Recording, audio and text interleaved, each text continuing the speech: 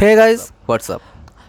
কালকে আসছে তিনটে বাংলা সিনেমা এবং প্রথমে আমরা পাচ্ছি দেব এবং সৃজিত এই জুটির টেক্কা। এরপরে আমরা পাচ্ছি শিবপ্রসাদ ও নন্দিতার বহুরূপী এবং এরপরে আমরা পাচ্ছি সুপারস্টার মিঠুনের শাস্ত্রী সিনেমাটা, যেটা ডিরেক্ট করেছেন পথিকৃৎ বসু। তো এবার চলো দেখা যাক যে অ্যানালাইজ করে যে কোন সিনেমাটা এগিয়ে আছে এবং কোন সিনেমাটাকে টেক্কা দেওয়ার ক্ষমতা রাখছে। তো ফার্স্ট অফ অল আমি যদি বলি গানের কথা, তো গানের দিক দিয়ে যদি দেখা হয় তাহলে বহুরূপী কিন্তু অনেক এগিয়ে আছে গানগুলোর ক্ষেত্রে। বহুরূপীর গান কিন্তু খুব ভালো হয়েছে, টেক্কার গানও বেশ ভালো হয়েছে। এবার আসছি শাস্ত্রীর পরে, কারণ টেক্কার গান হাত বাড়িয়ে যে গানটা আছে তোমায় ছেড়ে যেতে পারলাম কই, সেই গানটা অনুপম রায় যেভাবে গেয়েছেন সেটা কিন্তু খুব ভালো। এবং অন্যদিকে সিনেমার কনটেক্সটে দেখলে মেবি গানটার মিনিংটা অনেক ভালোভাবে বোঝা যাবে। কেন কি আমরা এর আগের বছর যখন দশম অবতার দেখেছিলাম তখন আগুন খেকো যে গানটা, সেটা প্রথমে কিন্তু সেরকম বুস্ট পায়নি, কিন্তু তারপরে যখন সিনেমাটা এলো তারপরে যখন দেখা হচ্ছে সেই গানটাকে এবং শোনা হচ্ছে, সেটা কিন্তু খুব বড় একটা লেয়ার অ্যাড করে দেয়। সেম গোস ফর বাউন্ডুলে ঘুরি। এবং সৃজিত মুখার্জির সিনেমায় গান কিন্তু স্লো বার্নই হয়, ঠিক আছে।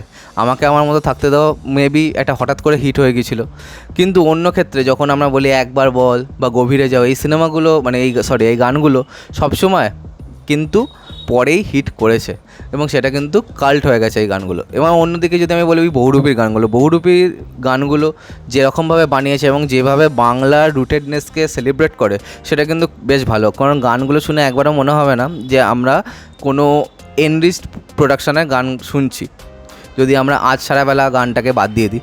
কেন বলছি, এই গানগুলো যেরকম ইনস্ট্রুমেন্ট ব্যবহার করে বানানো হয়েছে সেগুলো খুবই রুরাল এবং সেগুলোর মধ্যে যে ইম্প্যাক্ট এবং সেগুলো শুনতে কিন্তু বেশ ভালো লাগে। কারণ যারা এরকম মিউজিক পছন্দ করেন তাদের কাছে কিন্তু এটা একটা ট্রিট।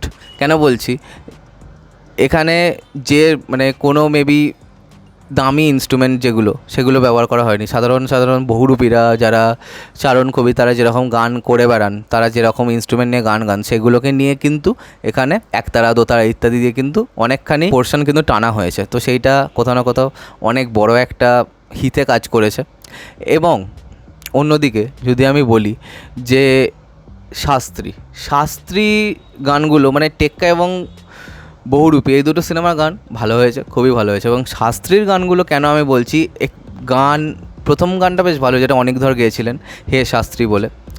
তার পরের দুটো গান কিন্তু শাস্ত্রীর ওই যে ইম্প্যাক্টটা তুলতে পারেনি। ঢ্যাংকুরাকুর তাক এই গানটা কখনোই একটা ঢাকের তালে, একটা এলোজেমা বা ইভেন জয় দুর্গা ঠাকুর ঝিঙ্কুরাকুর এই গানগুলোর লেভেলটা কিন্তু ম্যাচ করতে পারছে না। জয় দুর্গা ঠাকুর এই গানটা সেটা কিন্তু অতটাও যে পপুলার গান বা অতটাও যে একটা সেলিব্রেটিং গান কিন্তু নয়।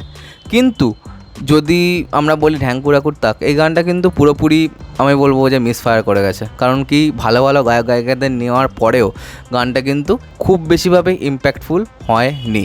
তো সেক্ষেত্রে আমার মনে হয় যে মেকার্সের একটুখানি ভাবা উচিত ছিল, বা গানটাকে যদি আগে আনা যেত তাহলে আমার মনে হয় যে একটুখানি হলেও ভালো হতো। কারণ কি আমরা অনেক দিন হয়ে গেছে দুর্গা পুজোয় আমাদের নিজেদের গান শুনতে পাইনি, ঠিক আছে। তো সেটা একটা হিউজ লস আমাদের জন্য এবং আমাদের মিউজিক ইন্ডাস্ট্রির জন্য।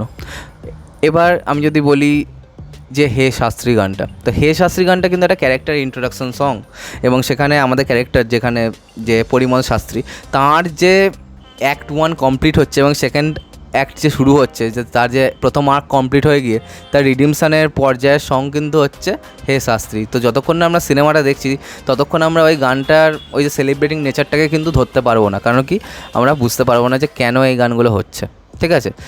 তো স্ট্যান্ড অ্যালোন গান হিসাবে কিন্তু হে শাস্ত্রীও অনেকটা পিছিয়ে পড়বে, যদিও সেই গানটা কিন্তু খুবই ভালো এবং লাগ ভেগেলকি গানটাও ঠিক জমেনি আমার জন্য।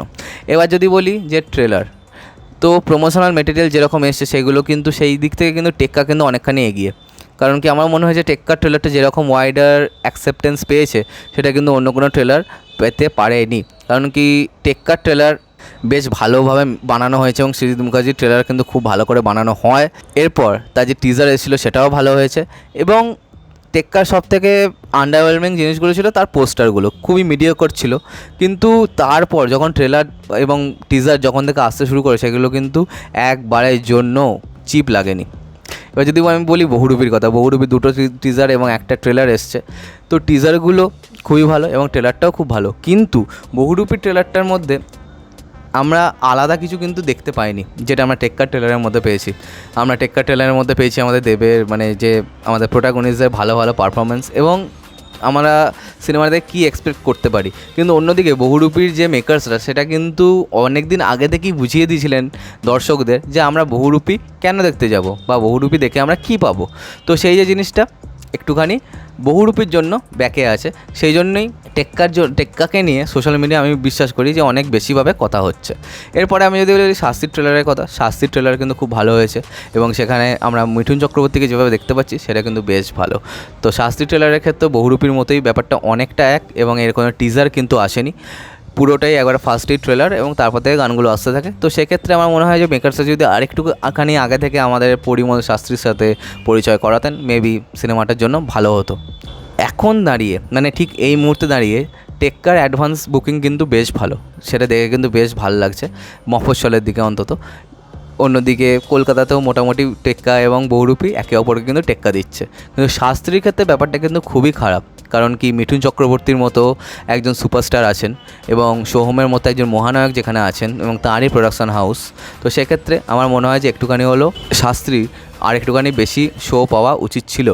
কেন কি, কারণ এক্সিবিটাররা সবসময় একটা প্রডিউসারের ইমেজটা দেখে, কারণ সোহম কিন্তু তার ইমেজ কিন্তু বেশভাবে ড্যামেজ করেছেন। সোহমকে আমার খুবই ভালো লাগে, কিন্তু তিনি কয়েকদিন আগে যে কাজটি করেছিলেন তার সেটা আমার মনে হয় না যে অতখানি ঠিক বলে কাজটা, এবং তার জন্য তার ইমেজের কিন্তু একটুখানি হলেও ক্ষতি হয়েছে। এবং অন্যদিকে আমি যদি বলি যে মিঠুন চক্রবর্তীর কথা, রিসেন্ট টাইমে মিঠুন চক্রবর্তীকে কিন্তু একদম থামানো যাচ্ছে না, অন্তত বাংলা ইন্ডাস্ট্রিতে।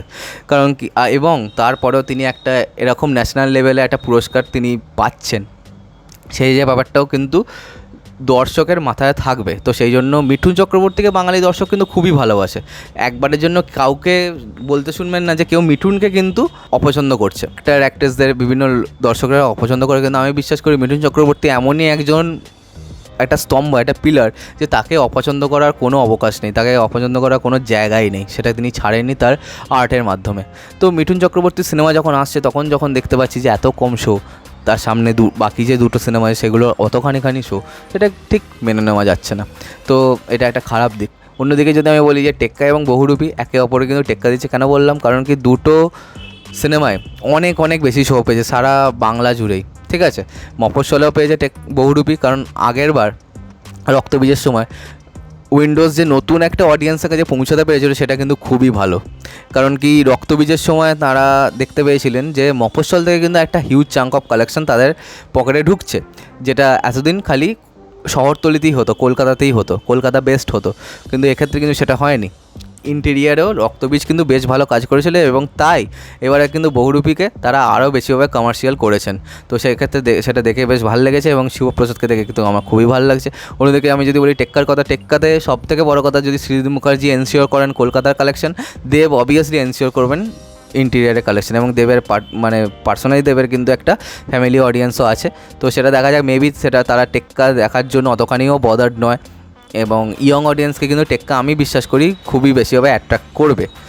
তো এবার চলো দেখা যাক যে আলটিমেটলি আসল জায়গায় কে কাকে টেক্কা দিতে পারে। তো আজকে আমাদের ভিডিওটা এখানেই শেষ করলাম। কমেন্ট করে জানাও যে তোমাদের কি মনে হয় টপ 3 বক্স অফিস বা টপ 3 ভালো সিনেমা কোনটা হতে পারে, 1 2 3 করে তোমরা লিখতে পারো। আমার ক্ষেত্রে প্রথমে মেবি টেক্কা থাকবে, তারপর বহুরূপী এবং তারপরে শাস্ত্রী। এবার বক্স অফিসে দেখা যাক কী হয়। তো কোয়ালিটি ওয়াইজ আমার এগুলোই মনে হচ্ছে।